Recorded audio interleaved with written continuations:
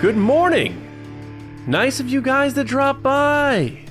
And some of you are like, I'm listening at nighttime, so it doesn't make any sense. But that's all right, because we're not live, it's a podcast. But either way, whether it's good morning, good afternoon, good evening, good night, Truman Show, how you doing? Welcome, everybody, to the Resistance Broadcast. I'm John. Thank you for joining us today. Monday's show, James Baney was eaten by a wampa, so he will not be joining us today. No, actually, James is on a little vacation, taking a little holiday. So me and Lacey are here to do the thing. Lacey, how you doing? I'm good. Just chilling, Yeah. You know, getting closer and closer to celebration. It's kind of crazy that it's happening. It's finally happening. Yeah, so today we are officially less than a month away from when we get there. Oh my goodness. Bananas. Less than a month. Less than a Straight month. bananas. Which means we are just a little over a month until Obi-Wan Kenobi premieres. It's going to be a wild week, and it's going to be here soon. I feel like it's going to be one of those things where another week ticks off the calendar, especially, we have busy lives, we have kids and, jobs and other jobs, besides what we're doing with this. And time flies by, and before we know it, it's going to be like May 21st. I'm going to be like, I did not buy hand sanitizer. What am I going to do? Not me. What am I going to do? I'm uber prepared. Yeah, I'll just use your hand sanitizer. You It's better fine. not. So here's the deal, Gilleran. We have obviously already announced our event that we're doing at Star Wars Celebration. Yes. So just to run down the deets real quick, it is Saturday, May 28th. The podcast is at 6:30. We still have to figure out whether we're going to be able to stream it. We think we're going to be able to. We've been told that wanna... internet is a possibility. That's what we've been told. Yes. So we're probably going to give it a shot. So let's just say if you aren't going to Celebration, you'll know whether we are or not streaming. But for now, plan that we will be. So 6:30 Pacific means 9:30 p.m. East for all of you on the East Coast. Right. And like 1:30 in the morning or something for people in England and that sort of stuff. But anyway, A real party. 6:30 Pacific. Yeah, 6:30 Pacific. We'll be doing our podcast. But if you are in town at Celebration, we will be getting there at 5:30, and that is at Radiant Beer Co. Honestly, like less than 3 miles away from the Anaheim Convention Center. It's not far at all. But 5:30 for a happy hour. You can come hang out with us. We can take some pictures, nerd out a bit, have a few beers, have a good time. And the brewery, Lacey, we talked about it a bit last week, but I feel like they're just as excited as we are. Yeah, they're pretty pumped. I'm really excited to be working with them. They've been awesome partners with this. Yeah. And, we have, I don't know, like, what can we say? Like, what? I know James is in here, but what can we say? You know what I'm saying? Like, Show up. I know this stuff. That's what we can say. Also, Yeah. RSVP early. It's free. Yes, it's is free. It's for all ages. John, before the show started, John goes, Lacey, I'm going to let you run down all the details of this event. And John just went through every single detail of this event and goes, Lacey, what do you think? All right, go ahead. There's nothing else to say. Show up. No, there's more. Well, okay, so if you RSVP, you're guaranteed some swag. So definitely do that early because we are going to make a cutoff for that eventually. And slots are filling up fast. Like, we've had a crazy response already, which is both exciting. That's crazy. It is. Nerve-wracking, intriguing, anxiety-ridden for me. No. But it's going to be great. And we have some really cool swag.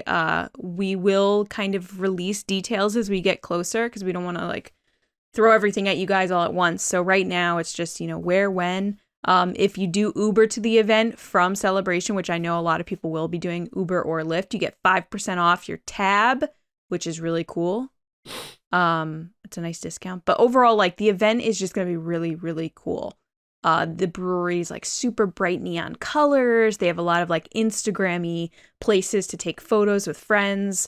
And I think it's just going to be a really great representation of what TRB is all about, what our community is all about, and just a nice kind of break from the convention to get together with people that are really, really great, awesome, friendly Star Wars fans. Yeah. And, it is all ages. So if you're there with your kids and family, they can come too. Completely welcome at the brewery. Mm-hmm. So we're excited about that. Oh, they have beer slushies and beer soft serve. Yeah. Which is super and there's interesting. going to be a food truck there as well for people who want to do their dinner there. I like quick eats if I'm going somewhere and having beers. I like almost like getting dinner over with in those situations, and a food truck is perfect for that. Absolutely. I'm going to put in a request that they have pretzels the size of truck wheels. So we'll see what happens there. Ever since I, said that we were going to Disneyland, I've been getting people messaging me the Pim, like Ant-Man pretzel that's gigantic. Oh yeah. So obviously I might just buy one, even if I don't eat it, which I will, to take a picture with it because it's gigantic, and I feel like people will appreciate that. Yeah, definitely do that. You can't not do that. Thanks for supporting. But yeah, my pretzel habit. Yeah, and thanks to everybody who has RSVP'd already. Thanks to anybody who has spread the word about the event. I know some people have gone out of their way, like one of our faithful patrons. We'll just call him out right now. Mark Morikawa. The kind of vacants. He just saw someone was saying like they're not sure what they're doing during celebration. He's like, go to TRB's event. It's going to be a party. And the person signed up. So It's just like, thank you, Mark. And thank you to, a lot of our listeners who've been spreading the word, who are going to celebration. And listen, trust me, for those of you who aren't going, I'm sure you're getting tired of like, everyone's talking about celebration. Listen, we get it. So that's why we're going to do our best to try to stream that event for you. But at the very least, we're also going to make sure we record the event so that you can experience it after and then at any time. You can even go back and revisit our one from 2019. But we are going to knock that one out of the park because we were I believe held to like 45 minutes or so that time, and now we have like double that time, and doesn't necessarily mean we're going to use all of it, but I like having that flexibility because last time we like cut corners and we did certain things shorter than we usually do, and now we have sort of this open thing, and we're going to make sure it's a really, really good show for everybody. So we're very excited. But we're also excited about the Star Wars content that's coming, like, Kenobi and stuff. And what'd you think of that story that came out about Hayden Christensen binge watching the animated shows? I think that's really, really great that he did that to know more about his character outside of what he did himself. I really appreciate that. And I'm sure, Matt Lanter appreciates that. I'm sure other Star Wars fans appreciate that, as we saw online. It's just something that, like, he's not ignoring animation, which I feel like sometimes people are like, oh, I don't get into that, or, oh, I don't know what this character did at this time. We heard that a lot with like the sequel trilogy. I think Domhnall Gleeson was like, oh, I don't know what my character's first name is, like stuff like that. But it's nice to know that Hayden Christensen is taking the time to really know what his full character arc is and where his character was during the Clone Wars and what happened during that show, because as we know from the comments from Bryce Dallas Howard, Clone Wars fans are going to be happy, she said, with this show. And now, this is happening. Yeah. So it's kind of just... No, she said that about Ahsoka. Oh, so Ahsoka. Sorry, you're right. Which he is going to be in, and that's fair. You're right. But it's just interesting that we keep hearing these threads about the Clone Wars, which honestly, I will say, we've gotten a lot of Clone Wars content, so I'm interested to see how this plays out. But regardless, I'm still pretty excited. Yeah, do you think he actually binge watched every episode of 7 seasons of the Clone Wars? I don't. I think he probably got a list of episodes that he should watch. I think so too. Only because that's a lot of Fine. time. He has kids. Yeah, because there's some Clone Wars stuff that is so off and out there on tangents, and some people love those, but they really have just no benefit to him in terms of like, let me figure out more about my character and stuff. Which is kind of funny that he did this considering, the second movie he was in takes place after the Clone Wars. So right, and it came out before the Clone Wars. So it's sort of this like weird, like overlapping of time and stuff. But either way, it's cool that he's doing that. It shows how vested he is, and Because, sometimes, like we say, like sometimes actors are like, yeah, whatever, I'll hit my mark, I'll deliver my line, and then I'll collect my check and get out of Right. here. Like Harrison Ford, pretty much. But he seems really energized about it. And have they announced him? They announced he's definitely going to Celebration, right? I don't think so, actually. I don't think they did yet. I can double check that. And they definitely haven't announced Ewan. No, and they won't. They won't. Yeah. Because they want to keep him for the panel. They don't want to give away all all their people. And Ewan McGregor's too big a star. He's not doing like autographs. That's not true. He did autographs for did he? Wizard World or like Fan Expo or one of those shows. And Hayden did autographs for New York Comic Con. I know Hayden did. I didn't think Ewan did. Oh, that's right. We were gonna go to like Boston or something. Right. Yeah. And Ewan and Hayden were gonna be there. Yeah, absolutely. Right. I forgot about that. All right. I am looking at the website, the website. He is not on it yet. Matt Lanter is, but he is not. Hayden's not on there, and Ewan's not on there. Jet Lucas is on there, though. Fun fact. All right. All right. Well, it is cool either way. He'll be there, but I think so. Yeah. It's very cool that he's even diving into Rebels, so he got to watch the Ahsoka versus Darth Vader fight probably, and that's pretty awesome. So they did a lot announce of cool stuff coming out of his camp. Kelly Marie Tran and Billy though. Billy Lord. Mm-hmm. Billy Lord will be there. Kelly Marie Tran. Yeah, so a lot of people fired up about that. So I think there'll be more coming. I'm excited to see who does, and maybe some legacy people. We'll see. I really want Mark Hamill to go because I really want a picture with him. That'd be cool. Mm-hmm. He's your height too, which is perfect. Is he? Is he 5'4"?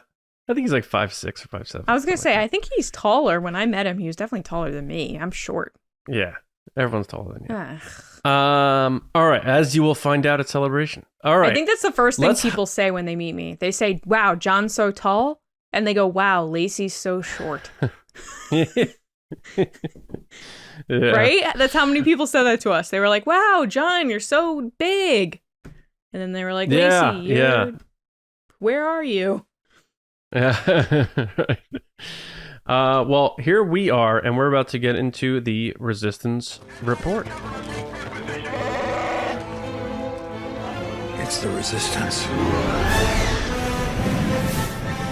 All right, Lacey, I'm going to do my best here. Usually James does this stuff, but we have 5 stories we're going to tackle here.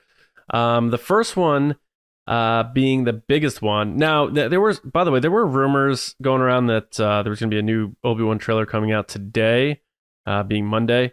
So who knows? If that's the case, we may figure out, a way to pop on and do an additional reactions or something, podcast or something, reaction. Yeah. So, but being that we record this before Monday, the big cool news out of the Obi-Wan camp was that promo art that was released in retail stores, and someone caught it in a photo, and then it started really making the rounds.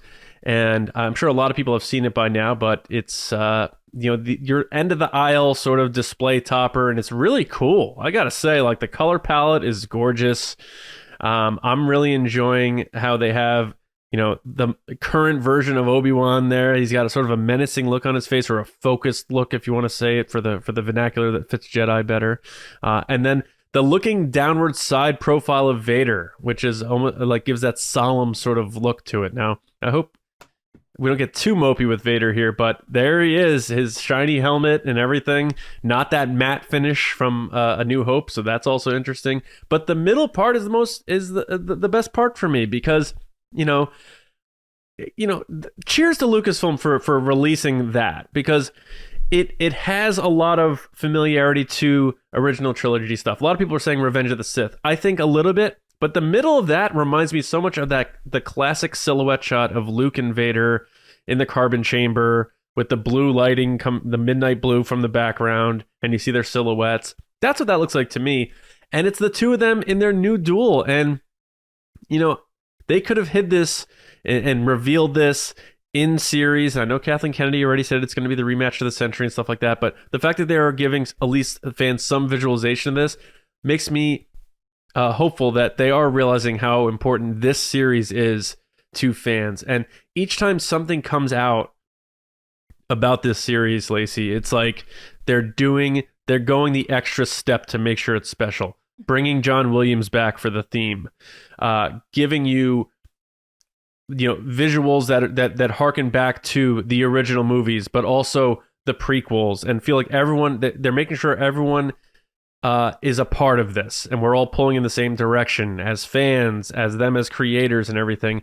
And then you get this thing here, and let me tell you, if they put this on a poster, it's going on the wall. Right now, all I have are all the saga films. I have the prequels, but I don't have them up. But I have the other saga films and Solo on the wall. That's it for my movie posters. This would go on the wall if they make a vertical poster version of this. I love everything about this. Like, make more posters like this versus all the heads looking in different directions. They do that with Photoshop everything things. now, with Marvel, everything. I know, it's all like a blueprint, right? So I'm excited about this. I guess maybe this means more. Are they going to release toys and collectibles? Because this is a end of aisle display sort of thing. That would make sense. So it looks like the hype train is coming. So when you saw this, what were your first reactions to the image itself? And if you have any speculation on what this is going to lead to and that sort of stuff, what are your thoughts about this pretty cool new piece of official artwork we have for Obi-Wan Kenobi? So first of all, funny you talk about posters. They did release Thor posters this past week too, and those ones look like the Last Jedi poster, which is kind of on my left, with like Rey holding up the lightsaber with Thor. Yeah. And I immediately thought that, and then this one, like you said, it's just like kind of those typical. It's not the typical head one. It's a little different, like with all the heads that they do. However, the color scheme is very Force Awakens with the orange and the blue. And they also did that for Aladdin. Someone had joked that the Aladdin poster and the Force Awakens poster are basically the same poster, just two different movies. Yeah. But yeah, no, it's interesting to see once again, we're getting this art via what I believe was an FYE, which, first of all, amazing those still exist. An FYE that had this on an end display. I did not know those still existed. Well, you could see records or something to the left there. Yeah. But it's like so typical, right? Like they could have released this on Twitter as like official art with a cool poster, which might be coming on Monday, aka today. But it's just funny that typical, once again, we're getting like a display case in a store somewhere that like the worker put it up too early. The worker was like, oh, let's put this up. Trying to get ahead in their work, not realizing. Oh, you think it was a jump the gun thing? Yeah, absolutely. I didn't even think about that. I think they put it up too early. I think they were probably like, here's the end cap that's supposed to go up by this date. And I think the person that worked there was probably like, let's just put this up and switch out this other thing. Like if it was a movie prior that had already come out. So yeah, the funny thing is, oftentimes with like Target and stuff, they'll always put up the displays long before the toys or the property comes out. So like with the Rise of Skywalker, they had the Rey verse Kylo Ren set up that like you wave your hand in front of it and the lightsabers light up like weeks prior to the movie with no toys on it. So it doesn't surprise me that they sent these out so early. That being said, I think the art is really cool. It does remind me of the Rise of Skywalker with the blue kind of smoky thing in the middle, because they had that Palpatine poster where he was attacking, or like he had lightning going with Rey and Kylo fighting. It was like the D23 poster. It reminds me of that. But I mean, it just is crazy to see this in 2022. You see a poster with Obi-Wan Kenobi fighting Darth Vader. That's so true. It's going to be. There's something funny about this series because it still doesn't feel real, even though I know it's 100% real. Right. Like when we seeing that, like, I don't know if it's going to be in the first two episodes. I doubt it. I think they're going to slow build to it. But when we see the two of them face to face and like fighting and stuff, it's going to be like surreal. It's going to be mind blowing. Right. It's going to be crazy.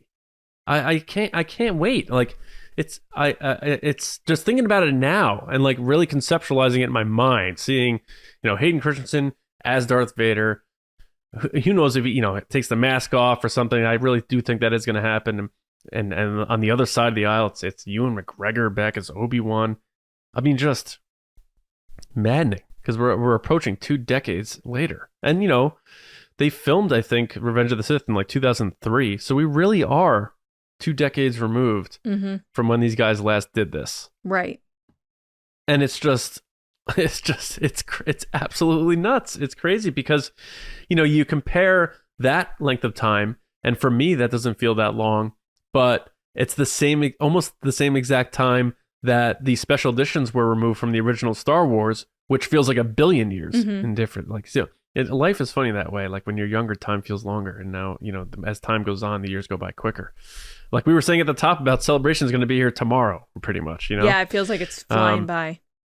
Yeah, and it's gonna fly. That week's gonna fly by. So we're gonna have to Ferris Bueller it and look around once in a while to make sure we're enjoying our time. Right. But this is just really cool. And it also, another thing, Lacey, is it's artwork. This isn't, you know, photos of people's faces just globbed on, you know, in that sort of diamond shape cluster. Right. And this person's looking this way. This is a piece of artwork, and that whole thing in the middle there. And, you know, we got to bring up James here a bit because he tweeted something that I didn't fully see. Oh yeah. But did you see his tweet? No, I feel bad. He put no, I didn't. So James put a side by side, and you know, follow James at Myra Trunks on Twitter. But he put a side by side of Obi-Wan sitting in the cave, like when he's sitting on that step on the cave, looking forward, next to, you know, the image of Obi-Wan and Darth Vader fighting, and he said probably late to the party on this one, and he pointed and compared the two. So I don't know if what he's saying there, if he means he thinks they're fighting in that cave or what, but just want to toss out what his take is there. But yeah, totally. James, you can clarify as needed, but had to bring you into the mix there, buddy. All right, now our next story is connected to the Obi-Wan Kenobi series. Liam Neeson is talking again. As someone does when they're out and about promoting things. And the funny thing about this is he was asked again about the Kenobi series, and this time he had a different answer. So he probably got wind that people didn't like or didn't buy his other answer about how he had scheduling conflicts. So he tried another angle this time. I don't know if it's his publicist's work or whatever, but strike two, in my opinion. But I was Lacey, going to say, do you it. think he's lying? That was going to be my first question to you. Yeah, so I'm going to toss it to you after I give his quote. So Okay. He was asked if he would ever consider coming back to Star Wars to play Qui-Gon Jinn. And he said, "Oh, I think so. Yeah, I think so. If it was a film. Yeah, I'm a bit of a snob when it comes to TV, I must admit. I just like the big screen, you know?" So, and then after a pause, he reminisced and said, "Qui-Gon, I can't believe it's 24 years since we made it, The Phantom Menace. I just can't believe where time has gone. It was a terrific experience shooting that film in London." And he didn't have much more else to say, but you buying this? You buying that maybe he was approached and he's like, no, not for me. Film only, please. It sounds like, Oscar Isaac saying he'd never go on Disney Plus, and now he's leading a Marvel comic book show. That's what it means. I think that he's trying to play coy, which normally I would argue, and I know I have argued on this podcast, they wouldn't say no if they weren't in it. You know, I mean, like, they'd never blatantly lie. I think Andrew Garfield has changed that. As soon as he said numerous times, "I'm not in Spider-Man, I'm not in Spider-Man, I'm not in Spider-Man," and then he ended up being in Spider-Man, I think it opened the door for actors to just be like, "Nope, I'm not in it." Because no one got mad at Andrew. They were like, "Oh, Andrew, you so-and-so, like, wait, you got us." So yeah. I feel like it's kind of opened it up that people can now just lie.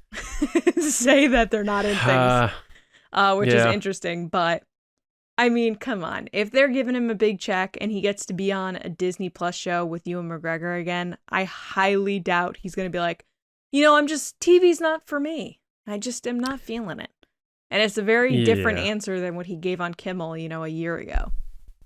Right, when he's like, and he took out his lightsaber and stuff. Like, he still has that. Like, you're not interested. Okay. He's got his lightsaber hung on the wall like a Billy the Bass. Right. a little wood plaque. Right.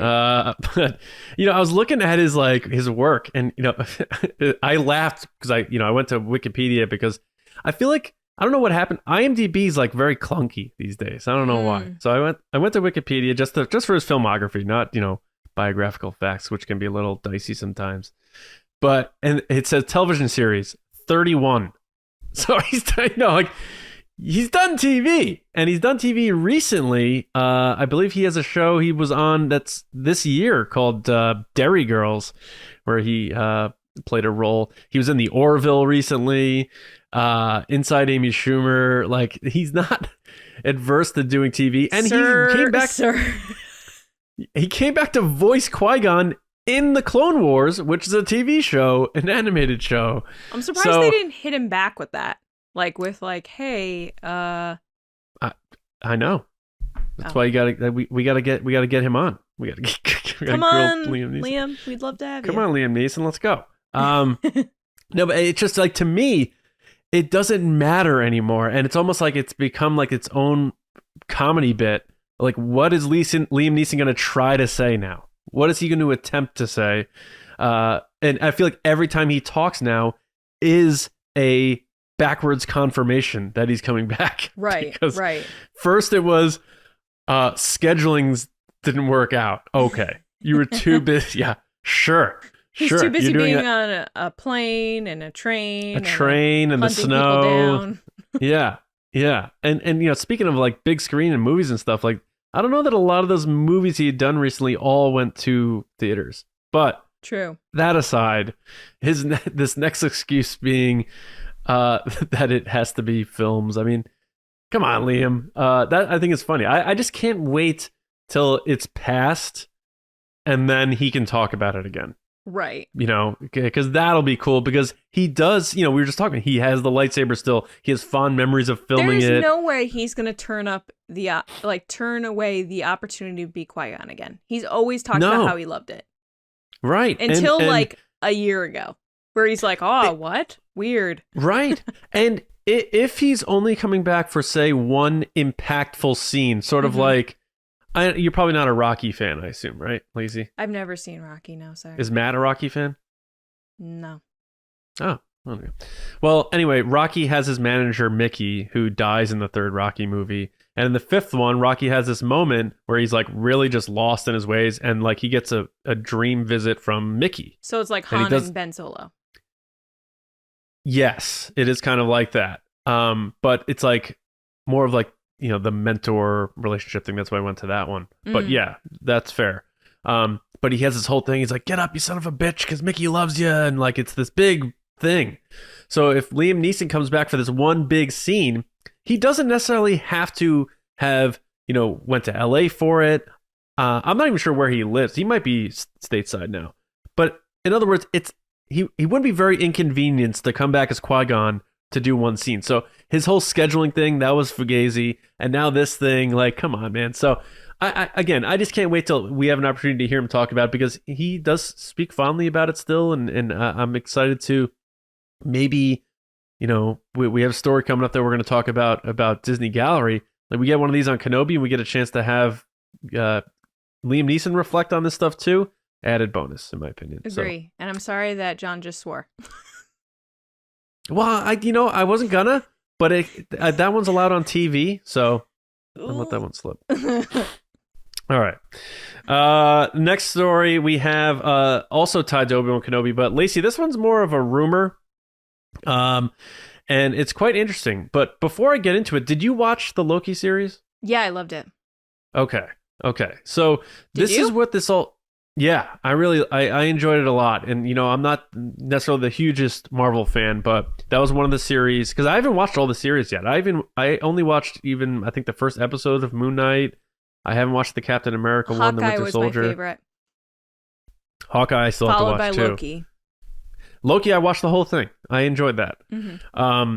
So this rumor is stating that, where did this rumor come from? It came from one of the Disney sites. He came from the John Williams Fan Network forums. Yeah. That they are bringing in the composer from Loki, Natalie Holt, to be the composer for the Obi-Wan Kenobi series. That is the latest rumor now. And apparently that forum, sometimes people say, oh, is it a message board? Apparently that forum has broken legitimate composer news in the past. People have gone on there, they've posted things, and they turned out being true. So please still just take this as a rumor, of course. Mm-hmm. But the buzz is that Natalie Holt, composer of the Loki series, among other things, but I think fans in this space know her most for that, right, is being tapped to be the composer for Obi-Wan. So there's a lot of big things here. One, did you want me to start with this one? I know you were kind of... for it. So I was kind of looking into her music and stuff, and the Loki stuff, it's a lot... It's a little unorthodox and a little quirky. It has elements of like Danny Elfman sort of sounding things in it. So I try to listen to other stuff she's done that has more of a traditional sound to it. But also one thing, I found interesting is that she's also an accomplished violinist. And I think, when you're really good at something, like you are, with like video production and stuff, you bring that lens, no pun intended, to discussions about when we talk about productions on movies and stuff, right? Sure. Because you're good at that. Her being a violinist and a composer, I would think sometimes maybe she would lean on the strength of her knowledge as playing the violin into her compositions. And I was thinking about this because the original score of Star Wars really leans heavily on strings more than the ones that came after. There's a lot of what do they call them? I think I wrote it down. Cellos? Tremolos or something like that, where like fluttering things that they do with the strings to keep the tension up. And if you think about those moments in A New Hope when that happens, when he's looking at the twin sunsets, the first time the Force theme hits, a lot of strings in there. Mm-hmm. I'm thinking, what if they wanted to make sure they got someone who's not only under the umbrella and they've worked with this person under the Disney umbrella, but also someone who has that sort of ability to lean on a sound that would be familiar to A New Hope. Because while these two stories are 9 years apart, the Obi-Wan Kenobi series and A New Hope, maybe they want to bridge that because they're giving us Obi-Wan and Vader again. They're giving us Tatooine. They're giving us Owen, Beru, little Luke, possibly Leia, all those things that really tie a lot to A New Hope more than anything.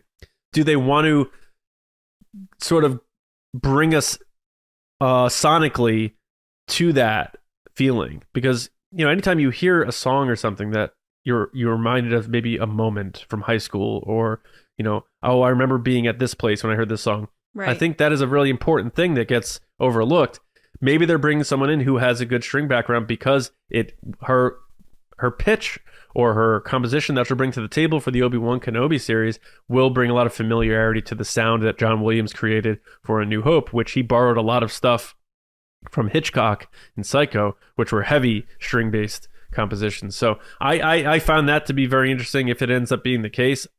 I think that would be really cool. I'm excited to see the similarities there, especially with John Williams doing the main theme. But I'll throw it to you here. This also, the fact that this would be the first woman composer in Star Wars, I believe. I believe there was a woman composer for some of the shorts and stuff, or like Galaxies of Adventures or something like that. Oh, sure. I think I'm saying for a main big release project. Yeah. I mean, that's super exciting. That doesn't surprise me. I think Lucasfilm will always find the right person for these roles, whether it be a man or a woman, what have you. Sure, absolutely. But I think there is something exciting that's who's stepping into this role. That being said, it is kind of interesting to me, and I'll get to what I think of Loki in a second, but the initial response of, just because of what we've had so far with Star Wars projects without John Williams, my gut reaction is like, okay, well, is Michael Giacchino going to do it? Oh, he's not going to do it. So is John Powell going to do it? Oh, John Powell's not going to do it. Hey, John Powell, what's up? So he's not going to do it? Love John Powell. Yeah. Oh, okay. So then who's going to do it? You know what I mean? Like, you go through these things. You're like, oh, is Ludwig going to do it? No, he's not going to do it. Someone else is going to do it. Yeah. So that's just the natural progression of where my brain goes as a Star Wars fan, just because I know it's worked. So you fall into that, like, what's comfortable. That being said, I think Natalie Holt's done, it's Natalie Holt, right? It's Natalie Holt. Yes. Okay, great. Yeah. Making sure I got her name right. She has done an amazing job with Loki. I really, really loved that soundtrack. And I listened to the soundtrack before we recorded this. And it does have those really epic moments where the tension is building, where you can feel what's going on in the scene through her music, which is what's important. And that's why, some music is more successful than others in movies and TV, because it takes you outside of, they always say, like, oh, you shouldn't notice the music. It should just blend into the background. Yeah. There are times when I think the exact opposite. I think that the story can be told through what's going on in the music. And listening to the Loki soundtrack, like, you could tell he was, unsure of himself when he's at the TVA, like, how weird it is. And you said there's, like, these kind of Danny Elfman, like, kind of quirky moments. But other than that, like, there are these big, gigantic, like, booming, epic moments for Loki in that show that I think are gonna, if she is doing it, it's going to be super, super cool between Obi-Wan Kenobi and Vader. I'm not going to lie, though. I'm so excited to hear John Williams' theme. And I just know it's going to be like a new favorite. Well, yeah. And let's not forget, when, you mentioned John Powell, when we had him on, he talked about how Williams was proactively working with him to help him and not, overstepping and saying, like, let me do this. It was like, I don't want to just leave you hanging and saying, like, here's my theme and now you have to build around it. He wanted to, help him out and that sort of thing. The fact that, whoever is doing the show. So if this report is correct, she probably had to, got to have conversations with John Williams. And, you always have to use parts of the main theme that comes out for whatever it is and weave it into the other things you're doing, the other motifs and stuff.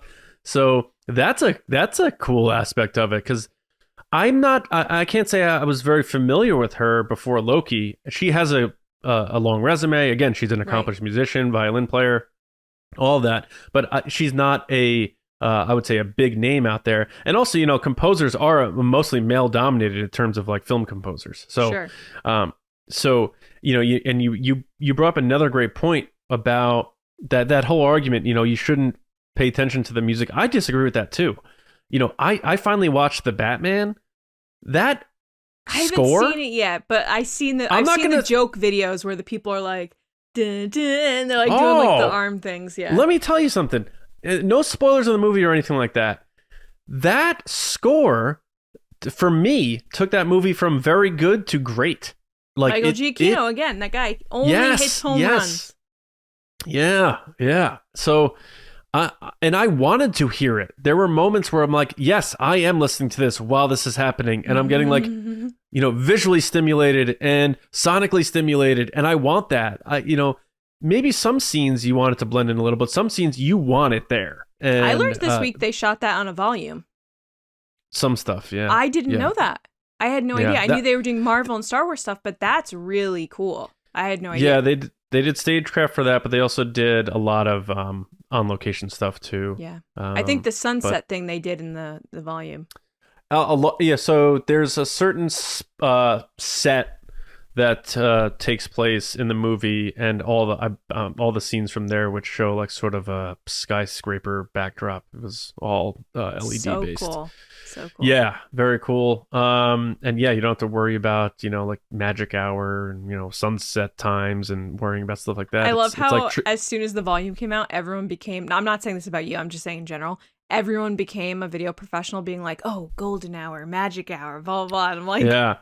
Well, I remember when we had Eunice on, Eunice Huthart, the stunt coordinator for The Rise of Skywalker, joined us last year. Still one of my favorite episodes, by the way. We got to have her come back just for fun. I would love to have her back. But she was talking about the scene where the only scene the only scene where Daisy's stunt double did work, and it was that TIE fighter shot. And she was like, we were so worried because we had only a certain amount of time with the sun and stuff. And she was talking about the golden hour. And as the stunt person, she had to be worried about it too because the stunt still had to look good. And so Daisy did do it though. That's what people don't realize. Is like, yes, a stunt person did do the jump that's in the film, but Daisy did do that jump. Right. That's crazy to me. Right. Yeah. But I don't even know where I was necessarily going with that. But the fact of the matter is that just music, that the soundtrack makes an impression. Yeah. It really does, and I'm very excited to see what Williams comes up with because he still has his fastball. Look how amazing the music was in The Rise of Skywalker. His theme for Han Solo gets stuck in my head all the time. Good. I love that. So he didn't phone it in, and he's doing Indiana Jones, I believe, the final Indiana Jones. So that's very exciting. So he's gonna bring it. He's gonna bring it, and whatever he brings, that person's gonna build off of. Like John Powell was telling us, how generous John Williams was. So I'm very excited about it. And again, all these things we just ticked off, Lacey, the artwork we saw, the promotional art that came out, Liam Neeson probably locked in, the music. All these boxes we're checking off, and they're all positives, and they're all good, and they're all pointing in the right direction. And it just, I don't know, it fills me with a sense of hope that they got this absolutely right. And you didn't really hear too much drama about the production of the show. I know, there were some, rewrites and stuff, but that stuff happens all the time. So it's all good stuff. And I don't know if you had anything else you wanted to add to the music before we move on, but all good stuff in my opinion. I can't wait. I can't wait for the soundtrack. I can't wait for John Williams' theme. And just talking about John Williams, I'm so excited to go to Galaxy's Edge in a couple weeks. Yes. Yeah. And you know what? If it is Natalie Holt, whoever it may be doing the music, there's going to be some sort of work-ins of Battle of the Heroes and Duel of the Fates and all that stuff that we got a little tease of in the first trailer. But let's move on to another Disney Plus show that is getting the gallery treatment following the footsteps of The Mandalorian, the Book of Boba Fett. It has been announced that it is getting a Disney gallery treatment. So I'm going to start with you on this one, Lacey. Do you think this is going to be more like Mandalorian Season 2, where we got like just 2 videos? Or do you think it's going to be like Mando Season 1, where it's like, no, we're going to give you a chapter on each element of this thing? What do you think that they're going to do with this one? Well, I think Season 2, we got 2 videos ultimately, right? Because we got one with Mark and then one without. Yep. I think they're just going to do the one. I think they'd rather do 1 hour-long thing than a bunch of 20-minute ones. I think it's just more work. That being said, I can't wait for the Rancor segment. I am so excited for that segment. And also probably the breakdown of how Luke has changed from Mando to Book of Boba Fett, because there was a drastic change there in that deep fake stuff. So, you guys know Hal Hickle's going to be in there talking about it. I know. You guys know that I love these types of things. I love the behind the scenes stuff, probably sometimes more than the actual content that we get to see for the shows and movies. So to hear that this is happening, I'm really excited because I felt like we got nothing for this for Book of Boba Fett. And I was kind of disappointed that we didn't get anything. But I bet this is coming out on May 4th. I would bet. It is May 4th. Oh. I'm smarter than I know. Yep. I thought it was a rumor because I can't keep track of my news. But that being said, I can't wait to watch this. And I'm sure we'll do some type of reaction, commentary, video thing for you guys to talk about what this is all about. Yeah, so, I mean, the report says it's a documentary film detailing the behind-the-scenes process. But like you said, they did end up doing 2 for Mando. That could have been just for the sake of I think it was the a Luke Hyde thing. Mark. Yeah. Yeah. So if this is one and done, then that's fine. It's not clear whether it's a one and done, and we're also not clear whether or not there's going to be more Book of Boba Fett. It's possible at the end of this gallery they reveal that Book of Boba Fett will return in 2024 or something. Oh, yeah, they could. Yeah, so it'll be interesting. I'm with you on the Luke stuff. I'm very curious to see the decisions and choices they made based on what they learned from doing the Mandalorian Season 2 with Luke. Because we talked to Hal when after season 2 had happened. We talked to him about Luke, which he said it was the first time Luke had said, "May the Force be with you," right? That's what he had said. And then we haven't spoken to him. Hal, come back. Since this has happened, because when we were talking to him originally, we did get into a conversation about deepfake, and then they hired someone that does do that. So that's kind of cool. Yeah. So not sure, whether, I think they have their ear to the ground. They definitely listen to fan feedback and stuff. Oh, of course. I mean, George Lucas did, and he took it very personally. I know that I think they also just care themselves. It has nothing to do with necessarily like what's right and wrong to fans. Something I've openly said it online too is like, can we stop fixing things online? Like, when they say like, "Oh, fans fixed this," like that's so offensive to like visual effects like people and artists. They did Cad Bane, which I thought Cad Bane looked awesome. I thought he looked great too, and it's just like, fans fixed this. And like, I get that the person that did the Cad Bane thing, I think they did it for fun, which is one thing. But then it got twisted into this like, oh, fans fixed this. And then it was on all these clickbait sites. And it's just, it's so insulting to the amount of time and work that goes into these things. So I would just ask that we stop doing that. Yeah, for sure. I could barely draw with a crayon, let alone do that stuff. I'm interested to see, though, if they'll go back in Mandalorian and fix Luke to have him match Book of Boba Fett. So I'm more interested to see if they go back and touch up Rogue One with Leia. Not even James would be so mad at you right now that he's not here to defend her. I don't know what I mean. Look, we disagree on that. He thinks Leia looks better than Tarkin in that movie. I think Leia was a big miss, and that no offense to them. I thought it was still well done. I still really enjoyed it. I still felt all the feelings when it happened, but I think they could definitely upgrade that, and I don't think it would be a big deal. I mean, Star Wars has gone in and added dialogue, cut stuff, clunky, added 500 stormtroopers, changed Darth Vader dialogue, changed who the Emperor was in Empire Strikes Back. They can just make Jabba, minor change. They inserted whole scenes. They can upgrade Leia's face. That's it's not that big of a deal in my opinion. But anyway, I think this is gonna be really cool. If it is like they're saying that they believe it's gonna be a one documentary film, that's cool. If they do multiple stuff, we'll be there for it. So I'm excited to see, because I feel like even like diehard Star Wars fans sort of thumb their nose at the Book of Boba Fett. Like, what was this supposed to even be? And it's I loved it. I don't know. I had a lot of fun with it. And it seemed like it was more people in terms of the diehard fans seemed to like the Tusken Raider stuff. And I liked the stuff later on when it got nutty with the Rancor back to like Boba and Mando back to back out in the street, Cad Bane, the showdowns, like how crazy it got towards the end is the stuff I really enjoyed. But it's funny you say that because I feel like people complained about the Luke stuff, like, oh, Luke again. And that's the stuff that I loved more than anything. I love that too.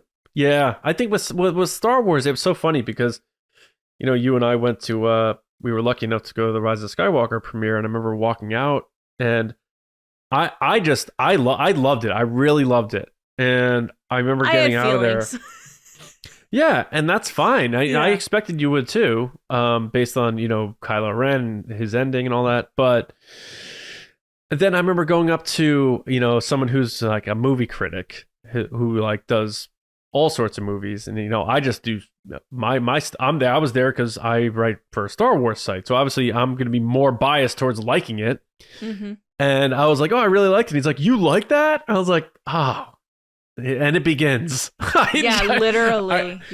I had 3 minutes of like, all right, and then boom. You like that? I'm like, here we go again. Yeah. No. The crazy thing is, I remember putting up initial reactions online. I put up a tweet that said, like, look, it was very emotional.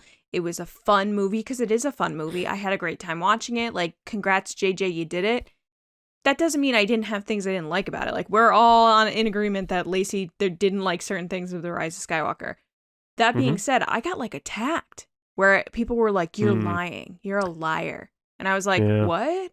you can like things and also not like things at the same time. So No, it's just super yeah. interesting what people tend to kind of latch onto of what's great, what isn't great when it comes to fandom and diehard fans versus casual fans versus whatever. At the end of the day, like, that's kind of what makes the fandom so great, is everybody likes different things. We're not all the same. It makes it more exciting. I mean, here on this show, the three of us never have, like, even days that we agree on something, we all have a different viewpoint of said thing. And I wouldn't have it any other way, because then it gets boring. It's like you're all just agreeing in the same thing. It's tough to like. I try to do it less and less, which is like tweet my like nuanced thoughts about stuff, because like people just don't use that on social media. Like, so like, again, back to the Batman, like I tweeted my thoughts on it and I did like 6 bullet points and it was all positive except one thing. I was like, I'm not too sure if I was feeling his Bruce Wayne. And here comes the experts come rolling in like, well, you know, he's supposed to be that way because it's this, and I'm like, dude, you just punched your ticket to Mutadelphia. Enjoy your trip. See you later, pal. Well, that's like I don't need to be educated on why Bruce Wayne was sad. Okay, man? I've been watching Batman since I was 6. What was it? It was last week the Stranger Things trailer came out, and I was like, man, they're stretching this out because they're doing the next season in 2 parts. So this isn't a diss on anybody working on the show who needs more time. This isn't a diss to the actors. It's just like, wow, Netflix is deciding to stretch this out instead of doing everything at once, which they've done now we know previously. why. Yeah. And I was just like, very interesting, because in my head, guys, I always go to a marketing side, and James and John kind of poke fun at me at times because I tend to go there.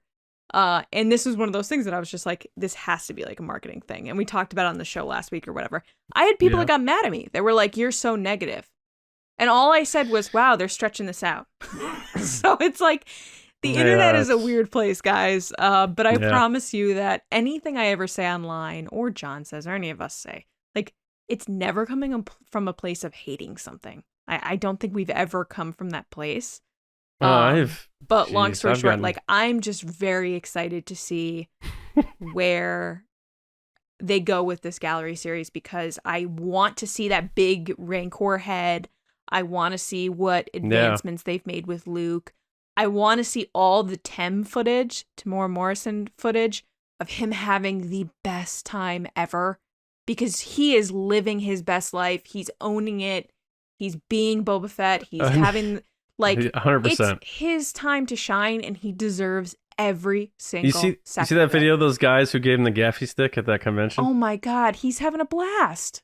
I tweeted, and Book of Boba Fett was just extended for 12 seasons or something. Is he going to Celebration? I don't know if they've announced him yet, but I haven't seen his name yet. That being said, like, as soon as he comes up, I'm tempted to get an autograph from him or like meet him, because he's just so awesome that I feel like he'd create such a wonderful memory for me, and any Star Wars fan. And I think that just shows how great of a person he is.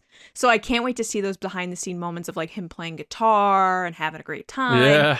And I'd also really like to see more footage of Robert Rodriguez talking through his thoughts on certain shots, on how he was working through the creative process, because I think he was someone that got a brunt of the negativity about the Book of Boba Fett.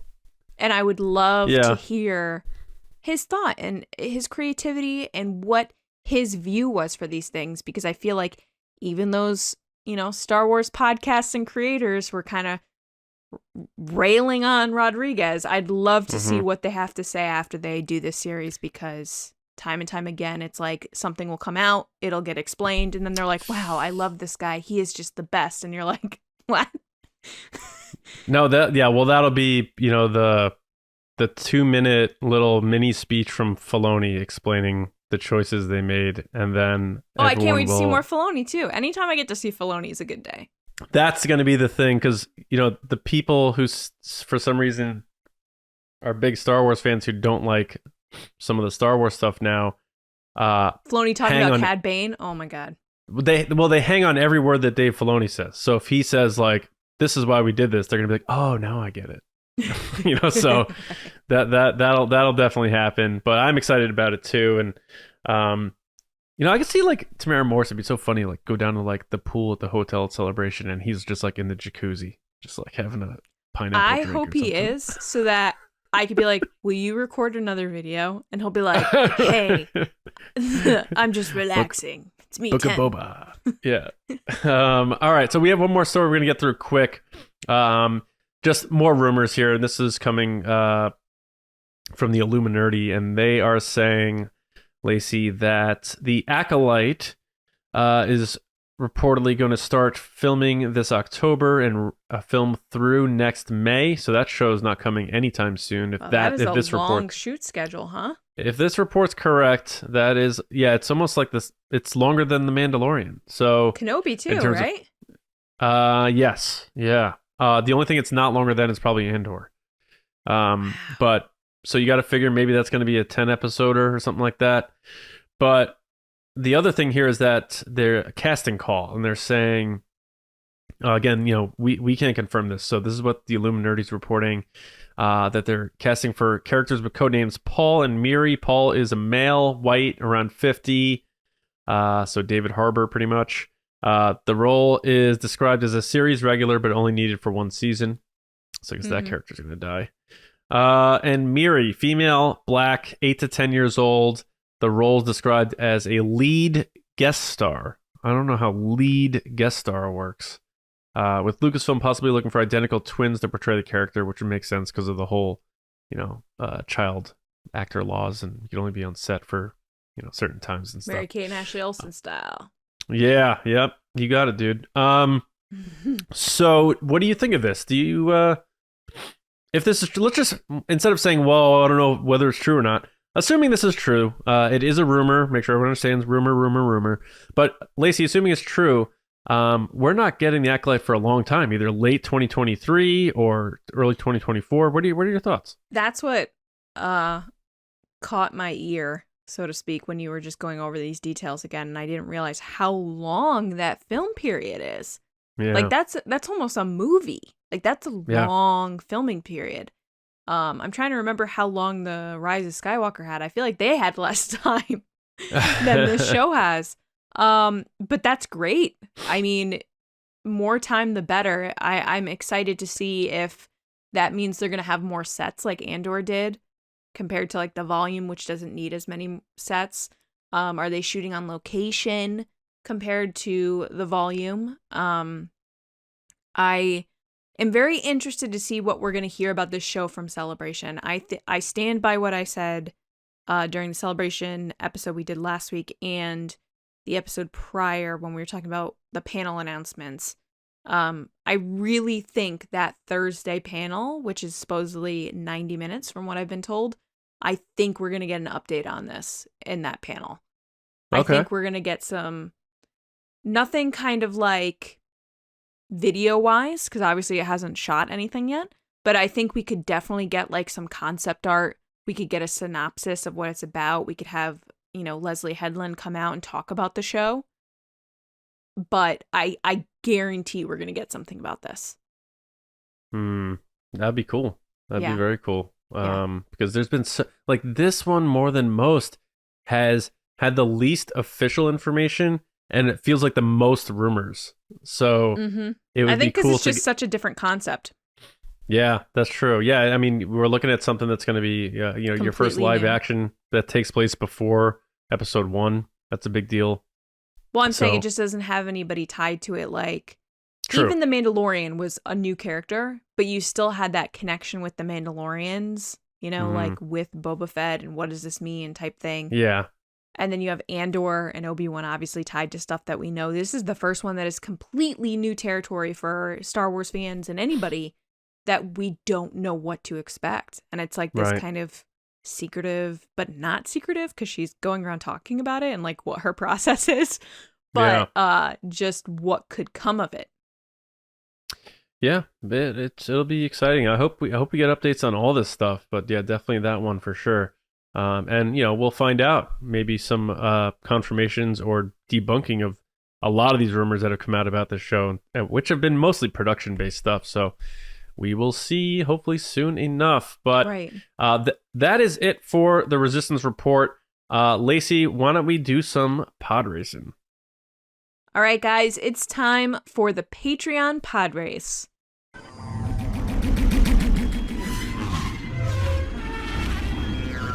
So there are lots of ways you can support us. You can like this video, comment, subscribe, follow us on all the audio platforms, including Spotify and Apple Podcasts. If you do listen to us on one of those platforms, whether it be SoundCloud, what have you, please leave a review for us. It helps with the algorithm and lets people find us. We've had a bunch of new people recently, and it's because of you guys and giving your support. So thank you so much. You could also follow us on Twitter at RBATSWNN or on Instagram at The Resistance Broadcast. But if you want more, or you just want to support what we're doing here, you say, hey, I want to be a part of the Resistance. I want to help them see their dreams of talking about Star Wars. You can head over to patreon.com/resistance broadcast, starting at just $2 a month. That's right, $2, which nowadays with inflation, you can't get much for $2, but you can get us for $2 a month. We do tons of extra content from videos, we do polls, and as you go up in the rankings, you get Discord access, you get merch, you get time with us like video chats and live streams that you don't get if you're not a part of Patreon.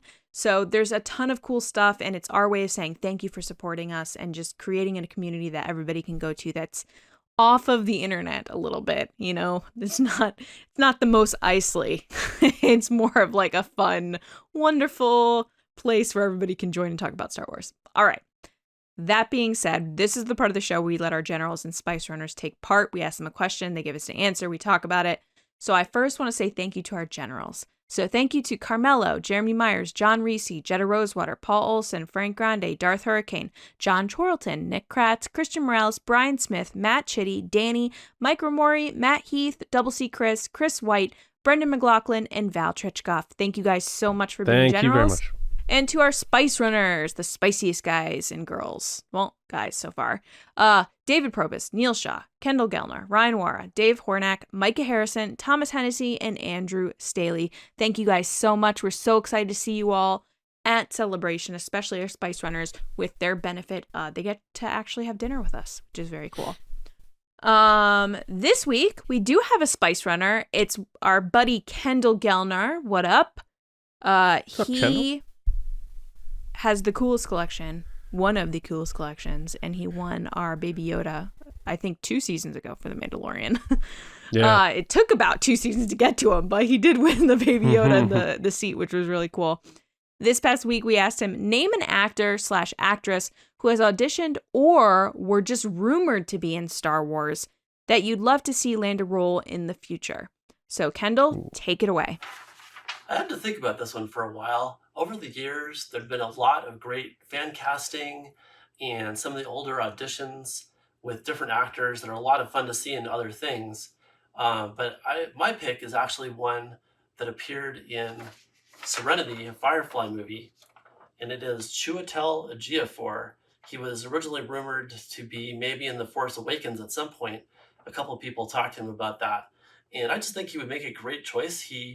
In Serenity, he was called the Operative. He made an excellent bad guy with kind of an almost Alec Guinness-like presence and elegance about him.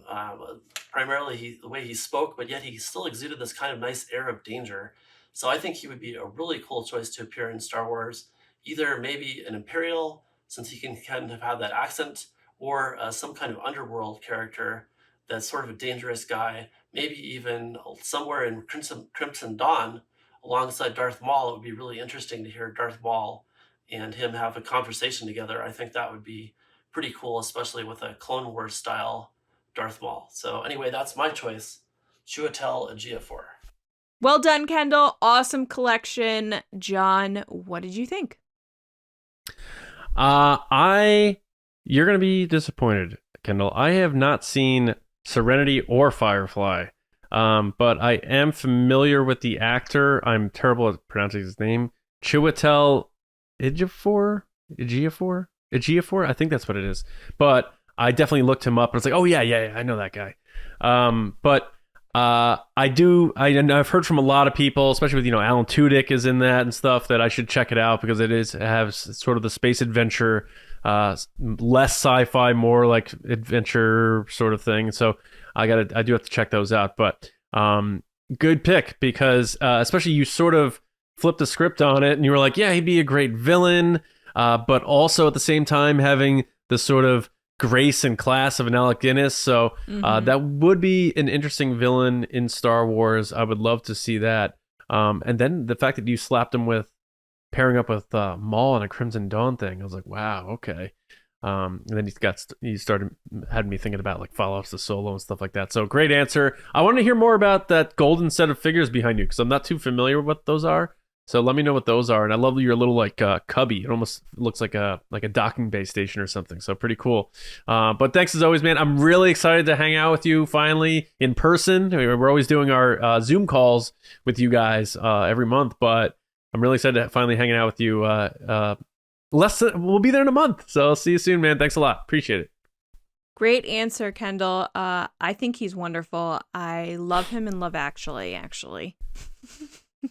I don't know why I just said it that way. No, he's great. And it's funny that you say he's going to be a villain because I think he's supposed to be a villain in the new Doctor Strange movie coming out, Multiverse of Madness. Multitude. Where did I get that?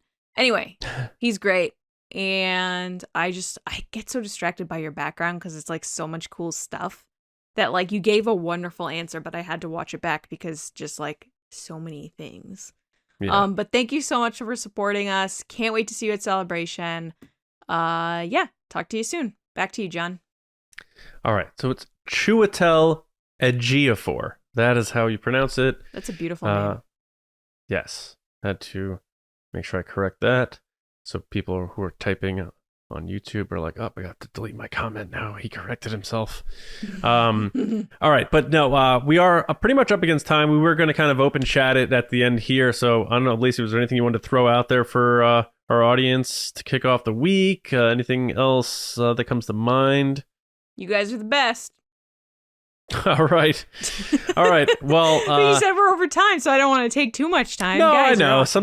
Sometimes you're usually like, oh yeah, we got this. We are going to be scheduling soon. We haven't set a date yet, but we did officially and hopefully permanently pass a certain threshold on Patreon where we are going to be doing our live commentary on Patreon of Revenge of the Sith. Right. And our plan is to do that before Celebration.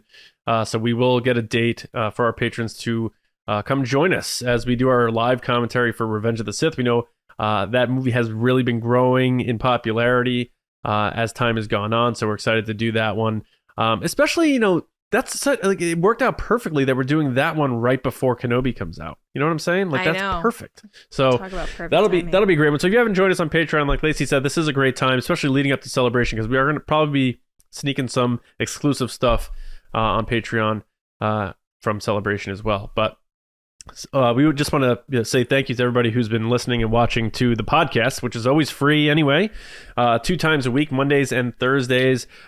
Lacey said, all the stuff, all the apps. Make sure you subscribe, share with a friend, spread the word. We're really close to 10,000 followers on Twitter. We are under 100 away. I'm not sure where we're at today as this episode airs, but if you don't follow us on Twitter yet, like Lacey said, go do that. Star Wars Newsnet. Lacey, look at my shirt. It's like you always rub it in my face. Val's getting the shirts back, so don't worry about it. You got one. Make sure you're going to StarWarsNewsNet.com every day for all of your Star Wars news, reviews, editorials, information, and more. Johnny Hoey on Twitter, writing and editing at Star Wars Newsnet, and my movie podcast, Just Like the Movies. Join us where we talk about all sorts of movies from growing up. Available on all podcast apps. Lacey. People can find me on Twitter and Instagram at Lacey Gilleran, and I do have some cool stuff to talk about for Celebration, but I can't talk about it yet outside of what we're doing already. So I can't wait to share that with you guys. And I have a special giveaway for people when I see you, so can't wait to show that too. And James, as you guys know, will be back. He won't be with us Thursday, but he'll be back next Monday. But Twitter and Instagram at Myra Trunks for James. Hit him up, and we'll get his thoughts on all these stories, of course, and more. Oh, I have something we'll be really back. quick. Yeah. So, guys, we have some guests lined up coming soon to the show. But as always, if you have someone you want to see on the show, definitely let us know on Twitter, Instagram. Tag the person. Let them know that you want to see them on the show. Yes. And we'll see what we can do. Yes. Do that. Let people know you want them on our show. I feel like that goes a long way. But so Thursday it's gonna be me and Lacey again.